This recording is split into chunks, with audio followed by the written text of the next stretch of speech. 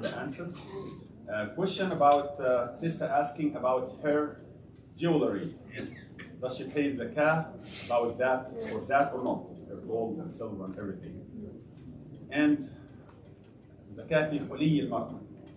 And I say, one knows best if it is for personal use, not for business or anything, just personal use. Even if you don't use it that often, you do not pay zakat for that. Some ulama say you still pay. If you want to do this, it's extra, alhamdulillah, but you do not have to pay zakat for your jewelry. Brother asked about his 10 cars. He has 10 cars, mashallah. He drives everyone a new car. If you have 100 cars for personal use, you do not pay zakat for that. If you have 10 houses for personal use, you do not pay zakat for that. If you live in a mansion, you do not pay zakat in that. Okay. We don't talk about business, we talk about personal use. You have a house here and a house in every state. So if you want to like hypothetically, the brother doesn't have 10 cars, by the way, he has a few cars. I just MashaAllah, tabarakallah, la quwwata illa billah. Allahumma salli ala Muhammad. Allahumma barik.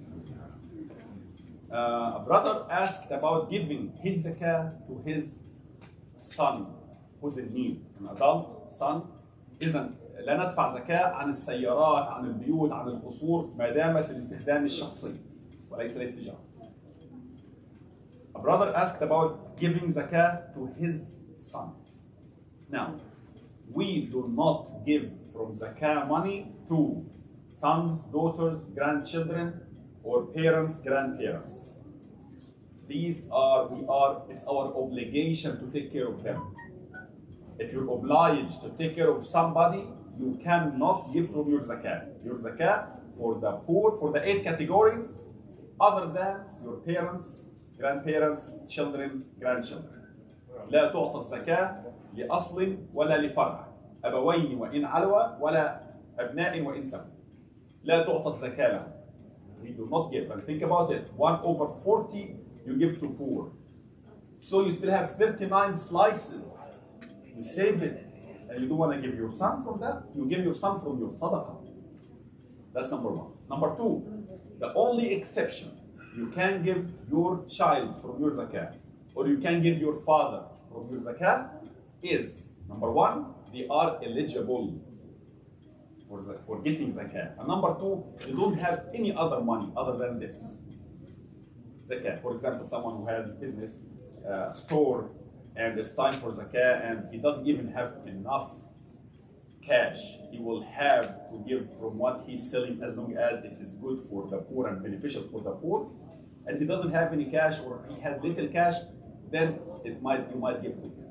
نعطي للزكاة فقط للوالدين أو للأبناء إن كانوا من المستحقين ولم يكن لدينا أي أموال أخرى ندفع منها.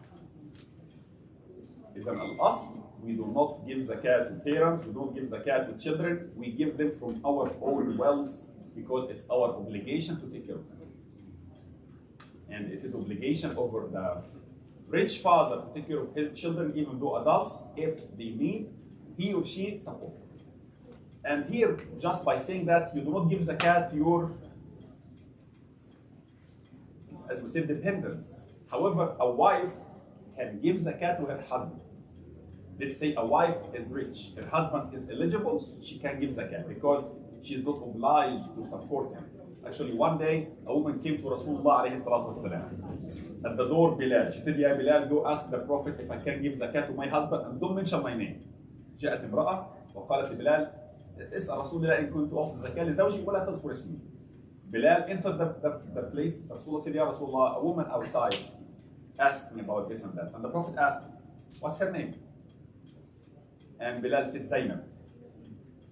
And the Prophet asked her again, which Zainab? أي الزيانب? And Bilal said, the wife of Abdullah ibn Mas'ud. And Rasulullah answered, yes, she can give. Rasulullah wanted to know that the exact case of the husband, if he's eligible or not, from his understanding, sallallahu alaihi wasallam. So, a wife can give to her husband from her zakat. She has zakat to give because if he's eligible. A brother asked about, he has a student loan. He's paying loan, and he has 401k money sitting there, he's not using it. At the same time, he's paying loan, he's in debt. Now, student loan, house mortgage, lease, installments, whatever, none of that is a debt that stops anybody from paying zakat. These are called scheduled debts to be paid in a period of time. None of that can stop you from giving zakat. None of that stop you from going to Hajj, for example. Somebody say, how can I go to Hajj if I have debt? That's not debt. It's something you pay monthly, and you can pay, and you have as long as you have your salary and you pay. So you pay the loan as you go, and the money in the 401k or any retirement, as we said, if you can withdraw it, hypothetically, imagine that you withdraw like last year, you think about last year, if I can withdraw and pay the penalty, pay the tax, how much is left? Is left. If it is nisab, 85 grams of gold, which is equal to $4,500, around that. If it is this and more, you pay 2.5%, if not, you don't. So, لا سأل سائل عندي قرض طلابي للدراسة وأنا أدفع هذا القرض، فنقول أن القروض وأقساط المنزل وأقساط السيارة وكل هذه الأمور لا تعد بالدين الذي يمنع دفع الزكاة، فأنت ما زلت تدفع الزكاة إن كان عندك نصاب، أقل نصاب حوالي $4,500، مر عليهم حول في مكانهم تدفع، وهذه ليست بديون لأن الدين أكرمكم الله. The debt here is if there is an installment this month and you have no way to pay. This is a debt. This is an installment for this month. Somebody asked, I'm saving money to pay this and that, to buy a house, the only house I have, to get married, to pay for college. It doesn't matter as long as the money is still here, regardless what it is saved for. If it is a year and eligible, it becomes zakatable money. If I'm not mistaken, that was all the questions I received today. اللهم صل على محمد صلى الله على رسول الله. So, brothers and sisters, these are the questions I got over the past 2 days. And again, feel free, please, to text, to ask anytime. Ask Allah subhanahu wa ta'ala to make us among those who fulfill their duties. And we ask Allah to accept from us all. Allahumma